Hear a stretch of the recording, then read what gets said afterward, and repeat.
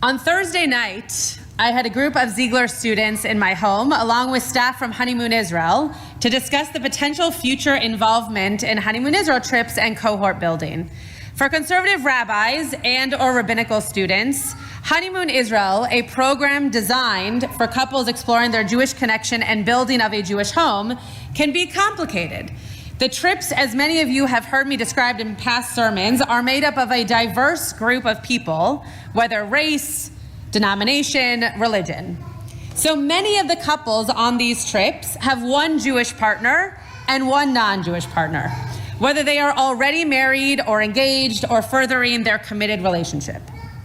There's not a goal of conversion for the non-Jewish partner, and there is a goal of teaching and exploring ritual and building of Jewish home.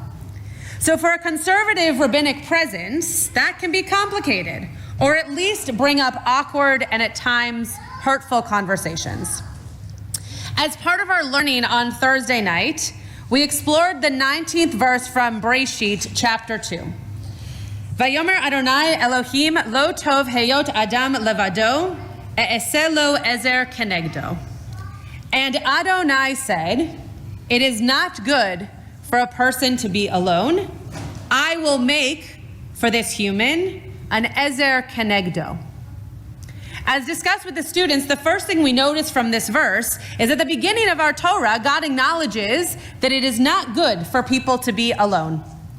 I would argue all living things, but God emphasizes humans. In order to counter their loneliness, God creates a helper against the human. What does that mean? As many of you know, there are hundreds of interpretations, but I'd like to run with the assumption that it means that you find a partner who sees you, reflects back to you, while also helping you grow and shape up into the person that you want to be. A mirror that talks back, but it always is seeing you for you. The best types of partnership, whether romantic, professional, familial, are those that are honest, and you not only feel heard, but you feel safe in being seen for your whole self, warts and all. I say to couples under the chuppah, and I said during the ofruf just a few moments ago, you arrived here by loving one another for who you are, not who you could change the other person to be. A bride, in my opinion, wears a veil to remind herself, like Rebecca in our Torah, that she is enough. She is who her partner fell in love with. And yes, grow together, but use each other as that mirror, not as a workout trainer. Grow as you grow as you go, as Ben Platt wrote. Use your ezer kenegdo to better yourself, not change who you are. In this week's Parsha, we come across one of the most difficult verses in our Torah in modern day. It's a verse that today I struggled with whether to share, given that we are so happy to be celebrating two men so in love, so respected, and so cherished by this community on their upcoming wedding. This verse is one that has been used to hurt those in especially the gay community, and today we are going to learn it and use it to uplift partnership, to uplift love, and finding our ezer kenegdo no matter who they are. Our Torah, whether written by God or by divinely inspired human, has verses and stories that were clearly shared out of fear and trauma. The Torah was written in a time, no matter when that was, where the human experience was not as evolved as we are today, and in 300 years will feel even more antiquated. However, we learn it and we love it and we hold on to it because even that which is antiquated is beautiful and worth exploring to better know our present. The verse tells us that a man should not lie as he lies with a woman. Ve'et zachar lo tishkav bishkevei isha toevahi. What does the verse not say? The verse does not say that two men nor two women cannot be in partnership. The Torah in its most simple form is expressing that the act that can lead to procreating in its most basic form of a man and a woman should be holy, should be kadosh, and that two women or two men cannot physically have that same type of biological relationship, in some cases to create children. A man in this case, though I would say any human, should know the importance of lying with someone and recognizing the holiness in that act. Rabbi Steve Greenberg, an openly gay Orthodox rabbi, teaches, the verse in Leviticus prohibits the kind of relation that is designed to affect the power and mastery of one partner over the other. Sex for conquest, for shoring up ego, for self-aggrandizement, or worse, for perverse pleasure when demeaning another, which is prohibited. This commentary is reminding us that the gender of this Torah verse does not matter. What matters is the holiness of physical relationship and consent. Respect of one's body, of one's feelings, of one's desires, and not power of body or ego or strength.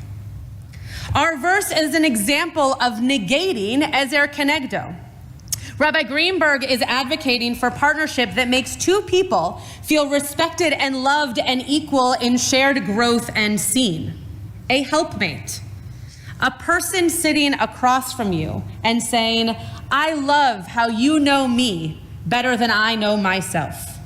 And also at times saying, I need this from you because the way I feel your attention in this type of moment is not helpful to me. Zero ego, no power, no struggle or hierarchy. Partnership, mirroring, and two humans sharing in life's moments. In our Talmud, Brachot 19b, we learn from a Baraita, Gadol kavod habriot shedoche et lo ta'aseh Shabbat Torah. So great is human dignity that it supersedes a negative commandment in our Torah. So the verse in our Torah is important to read and acknowledge and recognize that we are putting the harmful aspects of the accusations aside because we recognize that humans should not be alone. They should love who they love and they should be respected for their dignity in human relationship. And it is important to remember that the introduction to humankind began with the need to not be lonely and to find partnership. God says, it is not good for people to be alone. Find a partner. God said our verse today through Moses about physical relationship. The prohibition of being lonely is divine. The worry of physical intimacy in a certain way is human. We should each of us be blessed to find our ezer kenegdo. And as discussed with the Ziegler students at my home, our Torah does not define for us who that person should be, ever. There's no prescribed list in our Torah of who a partner should be, what they should do in life, what they should look like, what culture they should have, what religion they should have, what gender they should be, nothing. The Torah simply addresses making sure people are not alone. And as we see in our Parsha today, that relationships should be respectful and consensual and holy. As stated by the Surgeon General in 2023, loneliness is a public health concern. Loneliness is far more than just a bad feeling. Dr. Vivek Murthy said it harms both the individual and societal health. It is associated with greater risk of cardiovascular disease, dementia, stroke, depression, anxiety, and premature death. The mortality impact of being socially disconnected is similar to that caused by smoking up to 15 cigarettes a day, and even greater than that, associated with obesity and physical inactivity. And the harmful consequences of a society that lacks social connection can be felt in our schools, in our workplaces, in our civic organizations where performance, productivity, and engagement are diminished. Each of us can start now in our own lives by strengthening our connections and relationships. Our individual relationships are an untapped resource, a source of healing hiding in plain sight. They can help us live healthier, more productive, and more fulfilled lives. Answer that phone call from a friend. Make time to share a meal. Listen without the distraction of your phone. Perform an act of service. Express yourself authentically. The keys to human connection, Dr. Murphy says, are simple but extraordinarily powerful. I will add to Dr. Murphy's list and I will say, share with those you love how much they mean to you. It is important that we find partnership in all areas of our relationships.